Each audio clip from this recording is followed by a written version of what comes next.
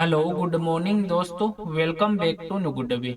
आज दोस्तों 11 नवंबर 2023 और आज के दिन हम जो भी डेली करंट अफेयर्स के जो इम्पोर्टेंट क्वेश्चन बने हैं उनके बारे में हम डिटेल से डिस्कस करेंगे। और आज के दिन 11 नवंबर को कौन सा दिवस है वो मनाया जा रहा है, तो 11 नवंबर को राष्ट्रीय शिक्षा दिवस के रूप में मनाया जा रहा है। जो भारत के पहले शिक्षा मंत्री मौलाना अब्दुल कलाम है आजाद, इनकी जयंती के उपलक्ष्य में 11 नवंबर को राष्ट्रीय शिक्षा दिवस के रूप में मनाया जाता है। और इस दिन शिक्षा के बारे में जागरूकता फैलाने के लिए और प्रत्येक व्यक्ति को साक्षर बनाने के लिए विभिन्न प्रोग्राम और अभियानों आयोजित किए जाते हैं। और 11 सितंबर 2008 को मानव संसाधन विकास मंत्रालय इन्होंने हर साल 11 नवंबर को राष्ट्रीय शिक्षा दिवस के रूप में मनाने की घोषणा की थी। और मौलाना आजाद है इनको मरने के बाद सन 1992 में देश के सर्वोच्च नागरिक सम्मान है भारत रत्न, इनसे भी सम्मानित किया गया था। और आज की वीडियो की आपको पीडीएफ चाहिए तो आप हमारे जो टेलीग्राम ग्रुप है वहां से वीडियो की पीडीएफ वो प्राप्त कर सकते हैं। और लास्ट में आपको क्वेश्चन भी दिया जाएगा जिसका आंसर है वो आपको कमेंट बॉक्स में लिखना है। तो चलिए दोस्तों स्टार्ट करते हैं क्वेश्चन नंबर 1 से। और आज का वीडियो आपको अच्छा लगे तो चैनल को सब्सक्राइब और इसका बेल आइकन है वह जरूर प्रेस करें, ताकि डेली के जो वीडियो अपलोड कर रहा हूं मैं उनका नोटिफिकेशन है वो आपको मिलता रहे। क्वेश्चन नंबर 1 है कि केंद्रीय ऊर्जा और नवीनीकरणीय ऊर्जा है मंत्रालय, इसमें अतिरिक्त सचिव के रूप में किसे नियुक्त किया गया है। तो इस क्वेश्चन का राइट आंसर है ऑप्शन नंबर सी, ये एन श्रीकांत को नियुक्त किया गया है। जो आंध्र प्रदेश कैडर के आईएएस अधिकारी हैं एन श्रीकांत, इनको केंद्रीय ऊर्जा और नवीनीकरणीय ऊर्जा मंत्रालय इसमें अतिरिक्त सचिव के रूप में नियुक्त किया गया। और एक इसमें आंध्र प्रदेश के रूप कैडर रह चुके आईएएस अधिकारी रह चुके हैं। और ये श्रीकांत के शानदार करियर में से एक नया अध्याय है जो उनके क्षेत्र में उनके पहले से ही सभी प्रभावशाली उपलब्धियों की सूची में वो जुड़ चुका है। और ये पहले केंद्रीय मंत्रिमंडल में संयुक्त रूप से कार्य कर रहे थे और इन्हें पिछले साल ही वहां से ट्रांसफर इनको किया गया है। अब अपॉइंटमेंट से संबंधित जो इंपॉर्टेंट बिंदु बनते हैं उन पर भी एक नजर डाल लेते हैं कि हाल ही में किन किन नियुक्तियां कहाँ की गई है। तो संतोष कुमार झा है, ये कोंकण रेलवे के अगले सीएमडी के रूप में नियुक्त किए गए हैं। रिजर्व बैंक ने मनोरंजन मिश्रा को नया कार्यकारी निदेशक नियुक्त किया है। श्याम सुंदर गुप्ता ने मध्य रेलवे के प्रधान मुख्य परिचालन प्रबंधक के रूप में कार्यभार संभाला है। कॉन्जीनेट इंडिया के एमडी के रूप में राजेश नाम्बियार को नेस्कॉम का नया चेयरपर्सन नियुक्त किया। लोकेश सुजी 3 साल के लिए कार्यकाल के लिए आईईएसएफ सदस्यता समिति के लिए चुने गए। मनीष देसाई ने प्रेस इंफॉर्मेशन ब्यूरो का कार्यभार संभाला है। जया वर्मा सिन्हा ने रेलवे बोर्ड की पहली महिला अध्यक्ष बनी है। रामास्वामी एन को जीआईसीआरई के अध्यक्ष और प्रबंध निदेशक के रूप में नियुक्त किया गया। और संजय कुमार जैन है ये आईआरसीटीसी के सीएमडी के रूप में नियुक्त हो इनको किया गया है। नेक्स्ट क्वेश्चन है क्वेश्चन नंबर 2 कि शांति और विकास के लिए विश्व विज्ञान दिवस है ये प्रतिवर्ष कब मनाया जाता है। तो इस क्वेश्चन का राइट आंसर है ऑप्शन नंबर बी, ये प्रत्येक वर्ष 10 नवंबर को मनाया जाता है। जो शांति और विकास के लिए विश्व विज्ञान दिवस है ये प्रत्येक वर्ष 10 नवंबर को मनाया जाता है। और लोगों को विज्ञान के क्षेत्र में या उनके विकास के बारे में जागरूक करने के लिए और उनसे जुड़ी जो जानकारी है वो देने के लिए इस दिवस को मनाने का मुख्य उद्देश्य वो रखा गया है। और शांति और विकास के लिए विश्व विज्ञान का उद्देश्य मुख्य ये है कि अपने नागरिकों को जो साइंस के क्षेत्र में हो रहे डेवलपमेंट के बारे में जानकारी वो प्रदान करना। और ये जो साइंस के बारे में हमारी समझ और हम इसको और ही ज्यादा बढ़ाने और समाज को डेवलप बनाने में जो वैज्ञानिकों की भूमिका उन पर भी प्रकाश और डाला जाता है। अब नवंबर मंथ है तो नवंबर मंथ में निम्न इंपॉर्टेंट दिवस और मनाए गए जिन पर एक नजर डाल लेते हैं कि हाल ही में 1 नवंबर को विश्व शाकाहारी दिवस और कर्नाटक स्थापना दिवस के रूप में मनाया गया। 3 नवंबर को विश्व सैंडविच दिवस, 5 नवंबर को विश्व सुनामी जागरूकता दिवस, 7 नवंबर को शिशु संरक्षण दिवस और राष्ट्रीय कैंसर जागरूकता दिवस, 8 नवंबर को विश्व रेडियोग्राफी दिवस और गुरु नानक देव की जयंती, 9 नवंबर को राष्ट्रीय कानूनी सेवा दिवस और उत्तराखंड स्थापना दिवस और विश्व उपयोगिता दिवस, 10 नवंबर को शांति और विकास के लिए विश्व विज्ञान दिवस, 11 नवंबर को राष्ट्रीय शिक्षा दिवस के रूप में मनाया गया है।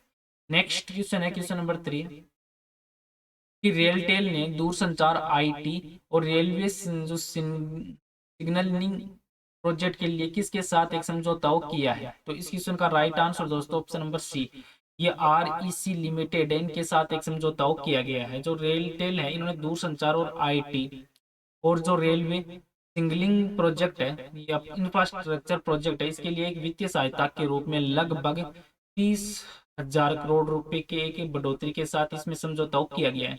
और जो ईआरसीटी है आरईसी लिमिटेड है, इन्होंने विद्युत मंत्रालय के तहत सन 1969 में तो ये कंपनी वो स्थापित की गई थी। और रेलटेल है ये रेल मंत्रालय के अधीन एक मिनी या छोटी कंपनी है।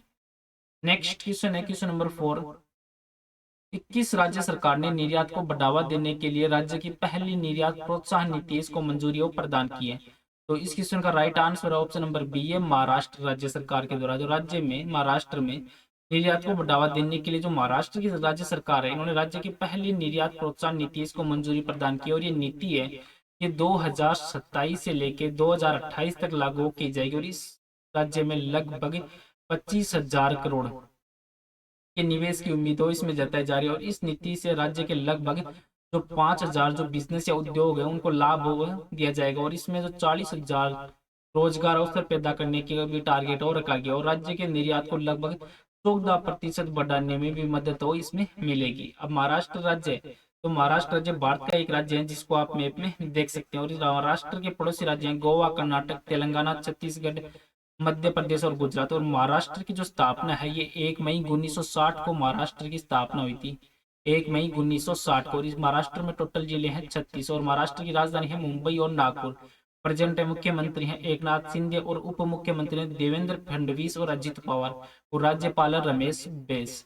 अब महाराष्ट्र से संबंधित जो इंपॉर्टेंट बिंदु बनते हैं उन पर भी एक नजर डाल लेते हैं कि सफेद प्याज के लिए महाराष्ट्र के जो शहर को जीआई टैग से सम्मानित किया गया है और संपत्ति पंजीकरण को डिजिटल करने वाला पहला राज्य वो महाराष्ट्र बना है और महाराष्ट्र राज्य के मुख्यमंत्री ने शासन लागूदारी है वो पहल शुरू की और नमो शेतकरी महासम्मान एक नई वित्तीय योजना वो महाराष्ट्र में शुरू की गई और धारावाही पुनर्विकास परियोजना एक नई वित्तीय योजना ये शुरू की गई है महाराष्ट्र में। महाराष्ट्र सरकार ने Ratnagiri refinery and petrochemical limited परियोजना का भी प्रस्ताव दिया है। नेक्स्ट क्वेश्चन है क्वेश्चन नंबर 5 कि किस मंत्रालय ने भारतीय नवीनीकरण ऊर्जा विकास एजेंसी ने एक समर्पित कॉरपोरेट सामाजिक उत्तरदायित्व पोर्टल का अनावरण किया है? तो इस क्वेश्चन का राइट आंसर दोस्तों ऑप्शन नंबर बी है नवीन और नवीनीकरण ऊर्जा मंत्रालय के द्वारा स्टार्ट किया गया है। जो नवीन और नवीनीकरण ऊर्जा मंत्रालय इन्होंने जो कार्य करते भारतीय नवीनीकरण ऊर्जा विकास एजेंसी है IREDA, इन्होंने हाल ही में जो CSR पोर्टल है इसका अनावरण किया है और इस CSR पोर्टल का मुख्य उद्देश्य है कि विभिन्न संगठन और संस्थानों से CSR अनुरोध के प्रबंधन में पारदर्शिता को बढ़ावा देना है। अब इस CSR पोर्टल की जो मुख्य विशेषता है उन पर एक नजर डाल लेते हैं कि इसमें अभिगम्यता है जिसमें स्टेक होल्डर्स किसी भी समय में 20x7 पहुंच के साथ एक पोर्टल तक पहुंच सकते हैं और जिसमें CSR प्रबंधन के लिए गतिशील और उत्तरदायी मंच को बढ़ावा मिलेगा और CSR नीति जिसमें पोर्टल एक अच्छी तरीके से परिभाषित CSR नीति को शामिल करता है जो संगठन और संभावित सहयोगियों दोनों के लिए मार्गदर्शन प्रदान करता है और प्रस्तावित जो चेकलिस्ट है और पोर्टल के भीतर एक विस्तृत चेकलिस्ट उपलब्ध है जो CSR अनुरोध है उनकी व्यवस्थित समीक्षा की सुविधा प्रदान करती है जिसमें यह सुनिश्चित होता है कि पहल जो IREDA मिशन के तहत जिसमें संरेखित हो और दक्षता है जिसमें CSR पोर्टल है ये CSR पहल की दक्षता बढ़ाने और अनुरोध से निष्पादन तक एक सुव्यवस्थित प्रक्रिया को बढ़ावा देने के लिए डिजाइन किया गया है और इसमें सार्वजनिक जागरूकता इसमें CSR प्रयासों को जनता के लिए आसानी से उपलब्ध कराकर जो IREDA का लक्ष्य है वो सामुदायिक जो भागीदारी की भावना को बढ़ावा देते हुए जागरूकता और जुड़ाव उत्पन्न करना है। नेक्स्ट क्वेश्चन है क्वेश्चन नंबर 6 कि association of mutual fund in India के नए मुख्य जो कार्यकारी अधिकारी के रूप में किसे नियुक्त किया गया है? तो इस क्वेश्चन का राइट आंसर दोस्तों ऑप्शन नंबर सी ये वेंकट नागेश्वर चलसानी है, इनको नियुक्त किया गया है। जो भारतीय स्टेट बैंक है SBI इसके जो पूर्व उप प्रबंधक निदेशक है वेंकट नागेश्वर चलसानी, इनको association of mutual fund in India का नया जो मुख्य कार्यकारी वो नियुक्त किया और ये घोषणा वो NS वेंकटेश के कार्यकाल के अंत के बाद हुई है जिनको 3-3 साल के लगातार 2 कार्यकाल इन्होंने पूरे किए और इसमें जो AMFI की स्थापना है ये लगभग 1995 में इसकी स्थापना की गई थी।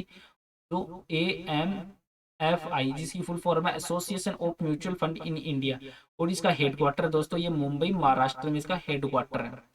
नेक्स्ट क्वेश्चन है क्वेश्चन नंबर 7 कि किस बैंक को change maker of the year पुरस्कार से सम्मानित किया गया है? तो इस क्वेश्चन का राइट आंसर है ऑप्शन नंबर बी ये भारतीय रिजर्व बैंक को सम्मानित किया गया है। जो भारतीय रिजर्व बैंक है RBI इनको change maker of the year award उनसे सम्मानित किया गया है जिसने देश की जो वित्तीय स्थिरता है ये बनाए रखने के लिए केंद्रीय बैंक की जो एक अटूट प्रतिबद्धता पर बल दिया है और RBI इनको change maker of the year पुरस्कार दिया गया है जिसमें RBI की ओर से जो गवर्नर रिप्रेजेंटेटिव RBI के शक्तिकांत दास इन्होंने इस अवार्ड को प्राप्त किया और ये सम्मान है कि दिल्ली में जो आईटीसी मोर्चे जो मोरी है उसमें आयोजित एक Hindu business line change maker award 2023 में भाग लिया था, और इस भाग में भारतीय रिजर्व बैंक है इसको ये सम्मान और दिया गया है। और ये पुरस्कार ये सम्मान आरबीआई की जो 13,000 से भी अधिक कर्मचारी और कर्मचारियों की जो कड़ी मेहनत है उनके लिए समर्पण का एक सम्मान है। अब आरबीआई ये तो आरबीआई ये भारत का सेंट्रल बैंक है और ये भारतीय सभी बैंकों का संचालन करता है, और आरबीआई है वो भारतीय इकोनॉमी है उसको भी कंट्रोल करता है। और आरबीआई का जो हेडक्वार्टर दोस्तों वो है मुंबई महाराष्ट्र में इसका हेडक्वार्टर है। और आरबीआई की स्थापना है ये 1 अप्रैल 1935 को आरबीआई की स्थापना हुई थी, और प्रेजेंट टाइम गवर्नर है शक्तिकांत दास। अब अवार्ड से संबंधित जो इंपॉर्टेंट बिंदु बनते हैं उन पर एक नजर डाल लेते हैं कि पश्चिम बंगाल के राज्यपाल ने दुर्गा भारत सम्मान पुरस्कार है वो प्रदान किए हैं। पंजाब के नवापिंडी सरदारा गांव को सर्वश्रेष्ठ पर्यटन गांव का पुरस्कार मिला है। गुजरात के धोर्डो को यूएनडब्ल्यूटीओ के सर्वश्रेष्ठ पर्यटन गांव 2023 से सम्मानित किया गया है। स्थिरता रिपोर्टिंग में योगदान के लिए आईसीएआई को संयुक्त राष्ट्र पुरस्कार मिला है। पंजाब के नवापिंडी सरदारा गांव को सर्वश्रेष्ठ पर्यटन गांव का पुरस्कार दिया गया, और तमिल लेखक जो शिव शंकरियन को सरस्वती सम्मान 2022 मिला है। भोपाल के महिला थाने को आईएसओ प्रमाण पत्र मिला, और दिल्ली नोग में थे मैन को मणिपुरी भाषा में बाल साहित्य पुरस्कार से सम्मानित किया गया है। जीना महसा अमीनी इन्होंने यूरोपीय संघ का जो सकारो पुरस्कार 2023 है वो जीता है। नेक्स्ट क्वेश्चन है क्वेश्चन नंबर 8 कि India US defence acceleration system की पहली निवेशक बैठक का आयोजन हो कहाँ किया गया है। तो इस क्वेश्चन का right answer option number A, ये दिल्ली में इसका आयोजन हो किया गया है। जो India US defence acceleration system है इसकी पहली बैठक जो पहली निवेशक बैठक का आयोजन हो दिल्ली में किया गया, और इस प्रोग्राम के दौरान जो इंडस जो एक्स है या एजुकेशनल सीरीज है इसको भी लॉन्च किया गया, और इस गुरुकुल पहल का उद्देश्य है कि इनोवेटर्स और स्टार्टअप्स को अमेरिका और भारत के रक्षा इकोसिस्टम में नेविगेट करने में मदद तो मिलेगी। नेक्स्ट क्वेश्चन है क्वेश्चन नंबर 9 कि यूनेस्को ने भारत के लिए किस शहर को संगीत का शहर घोषित किया है।